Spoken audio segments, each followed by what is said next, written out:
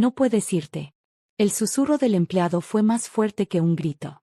Estaba parada en el mostrador del edificio federal, aferrando $12 y un aviso de desalojo, esperando un sello en el pasaporte para poder tomar un trabajo de conserje. En cambio, la pantalla entre nosotros parpadeó en un rojo violento y pulsante. Una sirena de alarma silenciosa comenzó a girar en la pared. 2 guardias armados dieron un paso al frente, con las manos sobre las cartucheras. Señorita, dijo la empleada, con las manos temblando. Este número de seguridad social pertenece a una niña que murió en 1991. Mi mundo se inclinó. Muerta. Yo estaba parada justo aquí. Pero antes de que pudiera argumentar nada, las puertas del elevador se deslizaron abriéndose. Un hombre en un traje negro impecable salió caminando, atravesando el perímetro de guardias armados como si fuera el dueño del edificio. No miró a los guardias. Me miró directamente a mí con una expresión que me aterrorizó más que las armas. Era reconocimiento.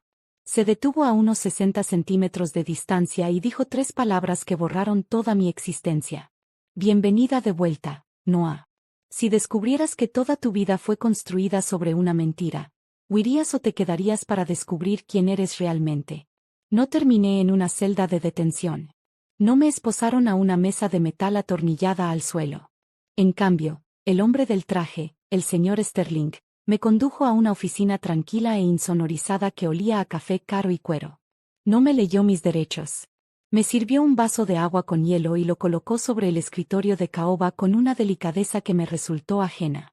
Beba, dijo. Está en estado de choque. Tomé el vaso, mis manos temblando tan fuerte que el hielo tintineaba contra el borde. Tenía 32 años. Había pasado los últimos 14 años fregando pisos, sirviendo mesas y esquivando avisos de desalojo, creyendo que no era más que la hijastra no deseada de un sheriff de un pueblo pequeño. Creía que era Mara, el error, la carga. Sterling deslizó una carpeta sobre el escritorio. No la abrió. Solo apoyó su mano sobre la cubierta. La hemos estado buscando durante 3 décadas, Noah, dijo suavemente. Abrió la carpeta. Adentro no había una fotografía policial. Era una representación digital, una foto de progresión de edad de una mujer joven. Tenía mis ojos, mi mandíbula, mi nariz exacta. Pero no se veía cansada. Se veía amada. Así es como te verías si no te hubieran llevado, dijo. Tu nombre es Noah Hayes. Tu familia hizo su fortuna en el petróleo de Texas, pero cambiarían cada pozo petrolero que poseen solo por volver a ver este rostro. Te secuestraron de un parque en 1991. La habitación giró. Me aferré a los brazos del sillón de cuero para no flotar. Secuestrada. La palabra debería haberme aterrorizado. En cambio, se sintió como una llave girando en una cerradura que había estado forzando toda mi vida. De repente, la crueldad tenía sentido. Pensé en Richard, el hombre al que llamaba mi padrastro, el sheriff que me decía que era basura, que me hacía dormir en un catre en el cuarto de lavandería mientras su hija biológica, Bianca, ocupaba la suite principal. Pensé que me odiaba porque yo era difícil, porque era imposible de querer. Pero no me odiaba porque fuera una niña mala. Me odiaba porque yo era una escena del crimen. Las lágrimas comenzaron a caer, calientes y rápidas. No lloraba de miedo. Lloraba del abrumador y puro alivio. No estaba rota. No era una carga. Era un tesoro robado que alguien había intentado desechar. Sterling pareció entender. Deslizó un teléfono negro elegante hacia mí. Tus padres de verdad, están en un jet privado. Aterrizarán en el aeropuerto ejecutivo en 20 minutos. ¿Estás segura aquí, Noah? Esto es territorio federal. Nadie puede tocarte. Miré el teléfono. Era un salvavidas. Por primera vez en mi vida, el suelo bajo mis pies se sentía sólido. Ya no era la chica del aviso de desalojo. Era Noah Hayes, y me iba a casa. Extendí la mano hacia el teléfono, mi dedo suspendido sobre la pantalla, lista para hacer la llamada que pondría fin a la pesadilla.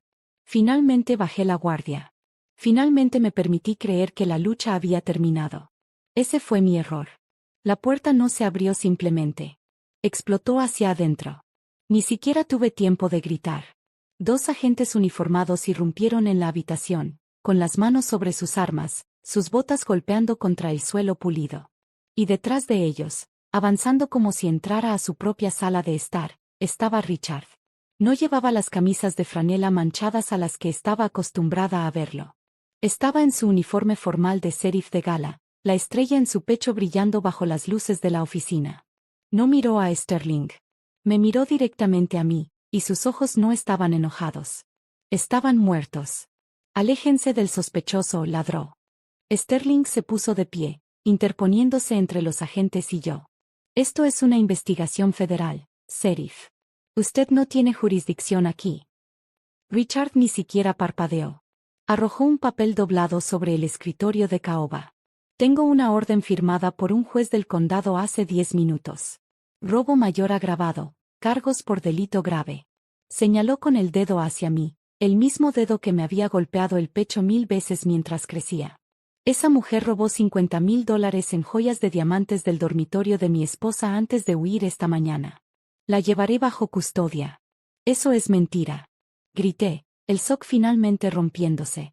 No he estado en tu casa en años. Cuéntaselo al juez. Richard se burló. Asintió a sus agentes. Espósenla. Uno de los agentes tomó mi brazo y lo retorció detrás de mi espalda con suficiente fuerza para hacer que mi hombro crujiera. Grité, el dolor cegador. Sterling intentó intervenir, llevando su mano a su propia chaqueta, pero Richard se acercó pecho a pecho con el agente federal. Cuidado, agente, dijo Richard con voz baja y peligrosa. Este es un crimen estatal, circunstancias urgentes. A menos que quiera obstruir un arresto por delito grave en el registro, se hará a un lado. Puede interrogarla después de que la procesemos en la cárcel del condado. Sterling vaciló. Vi el cálculo en sus ojos. Conocía la ley. Sabía que técnicamente una orden de arresto local por delito grave podía sacarme de allí si alegaban riesgo de fuga. Y Richard también lo sabía. Estaba armando la burocracia como un arma. No entendía lo que estaba pasando. El frío acero de las esposas mordió mis muñecas. El clic del cierre sonó como un disparo. No robé nada. Supliqué mirando a Sterling. Por favor, no dejes que me lleve. Dijiste que estaba segura. El rostro de Sterling estaba tenso de furia, pero no desenfundó su arma. No podía comenzar un tiroteo con las fuerzas del orden locales en un edificio federal por una orden de arresto por un delito contra la propiedad. Richard había jugado esto a la perfección. Richard tomó mi brazo con un agarre que dejaba moretones. Se inclinó hacia mí, su aliento caliente contra mi oído, su voz un susurro que solo yo podía escuchar. Te lo dije, Siseo. Te dije que nunca escarbajes. Te dije que lo dejaras. Ahora vas a morir en una celda. Te colgarás con una sábana antes de que tus ricos padres toquen la pista de aterrizaje. La sangre se drenó de mi cuerpo. No me llevaba a la cárcel para procesarme. Me llevaba a la cárcel para ejecutarme. Muévanse, gritó, jalándome hacia la puerta. El pasillo se extendió como un túnel, las luces fluorescentes difuminándose sobre mi cabeza mientras los agentes me arrastraban a medias hacia los elevadores. Mis botas resbalaban en el linóleo pulido. La mano de Richard era un tornillo en mi bisp, sus dedos hundidos en la carne tierna entre músculo y hueso. Ese agarre. Conocía ese agarre. No era la primera vez que me sacaba a empujones por una puerta. De repente, el pasillo federal se disolvió. Tenía 18 años de nuevo, parada en el porche de la única casa que había conocido, aferrada a una bolsa de basura llena con mi ropa. Llovía. Temblaba, no de frío, sino de la aterradora comprensión de que no tenía a ningún lugar a donde ir. Dentro de la casa, a través del ventanal, podía verlo cenando. Richard y su hija biológica, Bianca. Cortaban filetes gruesos y sangrantes. La cálida luz amarilla del candelabro destellaba en los vasos de cristal. Yo acababa de comer un sándwich frío hecho con la punta del pan porque Richard decía que el filete era para personas que contribuían. Recordé haber golpeado el vidrio, rogando que me dejaran volver aunque fuera por esa noche. Richard había abierto la puerta, imponiendo su presencia sobre mí justo como lo hacía ahora.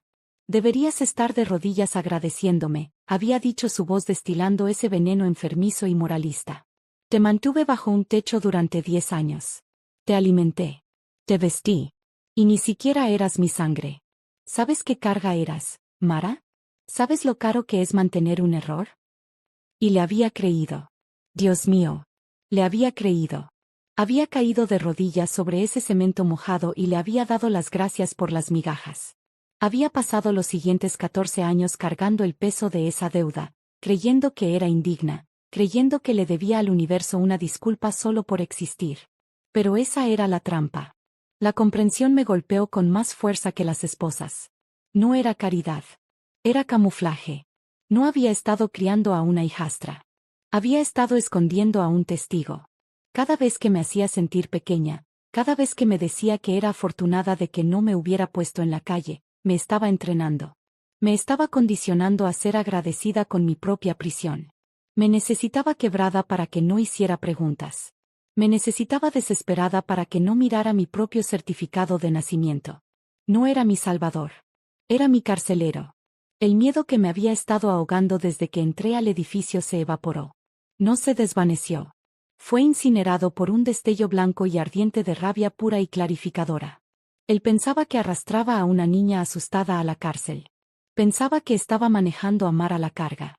Pero Mara ya no existía. Clavé los talones en el suelo. Dejé de luchar contra el agarre de la gente y en cambio me puse completamente flácida, dejando caer todo el peso de mi cuerpo. Es un truco que aprendes cuando intentas mover muebles pesados sola. El peso muerto es imposible de mover con gracia. La caída repentina los tomó desprevenidos. El agente a mi izquierda tropezó, su agarre resbalando. Nos detuvimos bruscamente a 3 metros del banco de elevadores. «Levántate». Richard gruñó jalando de mi brazo. «Deja de hacer una escena». No me levanté. Planté los pies y lentamente enderecé la columna vertebral, jalando contra las esposas hasta que la cadena quedó tensa. Giré la cabeza y miré directamente a los ojos de Richard. Por primera vez en mi vida, no me encogí. No bajé la vista. Miré directamente al hombre que me había robado la vida, y lo dejé ver exactamente lo que había creado.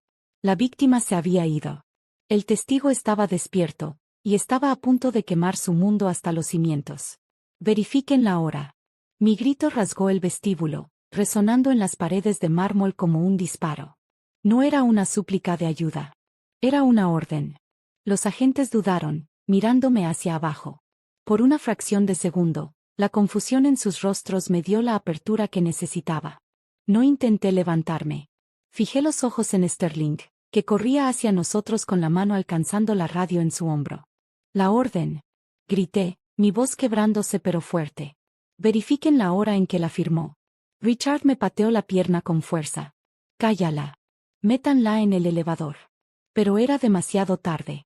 Sterling no desaceleró. No hizo preguntas. Lanzó el peso de su cuerpo contra las puertas del elevador justo cuando se deslizaban cerrándose, forzándolas a volver a abrirse con un chirrido de metal. 2 agentes uniformados del Servicio de Protección Federal materializaron desde el punto de control de seguridad, con las manos sobre sus armas, bloqueando el camino de Richard. «Deténganse». Sterling ladró.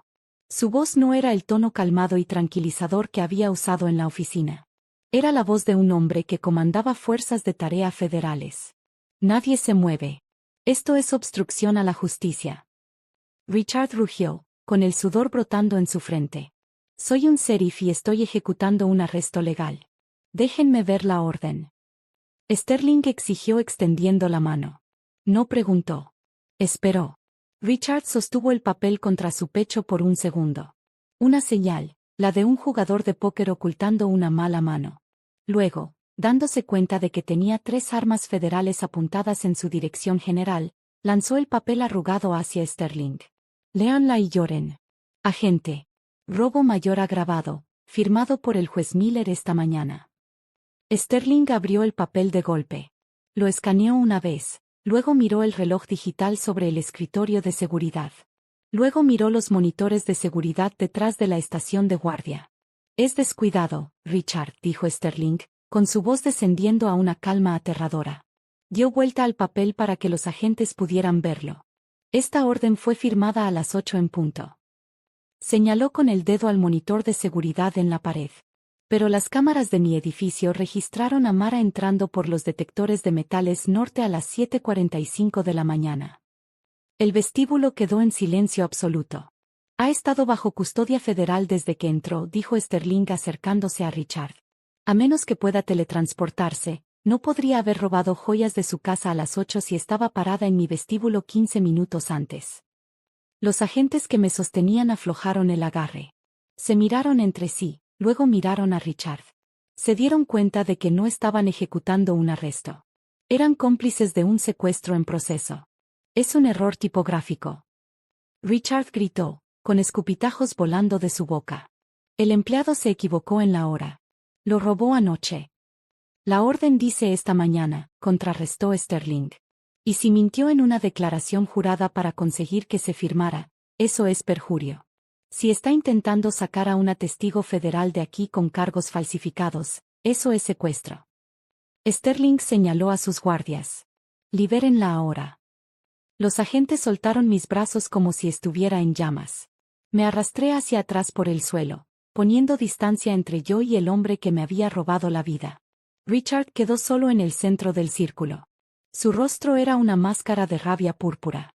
Miró a sus agentes, que retrocedían. Miró a Sterling, que lo fulminaba con desdén gélido. Me miró a mí, de pie, frotándome las muñecas amoratadas, ya no la chica asustada a la que podía intimidar para que callara. Se dio cuenta de que no podía salir de esto con palabras. Su autoridad no funcionaba aquí. Y fue entonces cuando se quebró. No me voy sin ella. Richard gritó. Su mano voló hacia su cinturón. No desenfundó su pistola de servicio.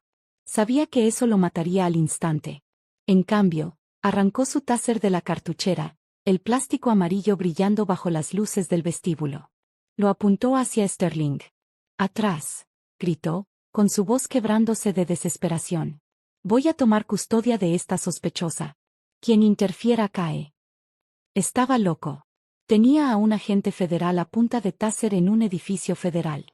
Pero lo miré a los ojos, abiertos y frenéticos, y me di cuenta de que ya no intentaba arrestarme. Sabía que había terminado. Solo intentaba sobrevivir los próximos 5 minutos. Los guardias reaccionaron al instante. 3 Glock 17 se alzaron, apuntando al pecho de Richard. Suelte el arma, ordenó Sterling. Por un momento, parecía que Richard podría obligarlos a dispararle por pura rabia. Luego la locura se drenó de sus ojos. No era un mártir. Solo un bravucón. Lanzó el taser al suelo de mármol y levantó las manos. Bien, dijo con desdén. Hagamos esto correctamente. Metió la mano en su chaqueta. Los guardias se tensaron, pero sacó un documento, abriéndolo con aplomo ensayado. Me atraparon, dijo Richard con ligereza. La orden era falsa. Sabía del secuestro. Ayudé a encubrirlo. Me miró directamente, sonriendo. La guardé. La escondí. Le robé la vida. Sterling avanzó con esposas. Eso es una confesión. Está arrestado. Richard se rió. No, no lo estoy. Revisen el calendario. El secuestro ocurrió en 1991. El Estatuto de Limitaciones venció en 2011. La habitación quedó en silencio. Sterling no se movió. Richard aprovechó el momento. No pueden tocarme por secuestro ni por fraude. Me voy, y legalmente todavía soy su tutor legal. Controlo sus activos. Se volvió hacia la puerta. Le demandaré a todos ustedes. Tiene razón en cuanto al estatuto, dijo Sterling con calma, deteniéndolo en seco. Pero olvidó una regla. Richard frunció el ceño. ¿Cuál? Sterling levantó un grueso expediente. La doctrina del fideicomiso constructivo. No se puede poseer propiedad obtenida mediante fraude. Se la administra para la víctima. El expediente golpeó el banco con un golpe sordo. Rastreamos los pagos del rescate, las asignaciones de acogida, las inversiones. Eso es mi dinero, interrumpió Richard. No, dije yo dando un paso adelante. Solo lo administraste para mí. El fraude civil no prescribe cuando la víctima era menor de edad. La voz de Sterling era gélida. Sus activos están congelados. Su casa está confiscada. Sus cuentas pertenecen a la víctima. Señaló hacia mí. Todo le pertenece a Noah. Richard retrocedió aterrorizado. No de la prisión, sino de perderlo todo. Pero soy el sheriff. Lavó dinero y presentó declaraciones fiscales falsas, interrumpió Sterling. Esos relojes todavía están corriendo. Los guardias se movieron esta vez. Richard gritó cuando las esposas se cerraron. No eres nada, susurré. El vestíbulo quedó en silencio. Sterling deslizó un papel hacia mí. Autorización de transferencia de activos. Véndanlo, dije firmando. Solo asegúrense de que nunca regrese. No me quedaba nada. Pero era libre. La luz del sol inundó el vestíbulo cuando dos figuras corrieron hacia adentro. No necesitaba pruebas. Lo sentí en los huesos. Noah, susurró la mujer. Aquí estoy. Me abrazaron como si nunca fueran a soltarme. Y por primera vez en mi vida, supe exactamente quién era.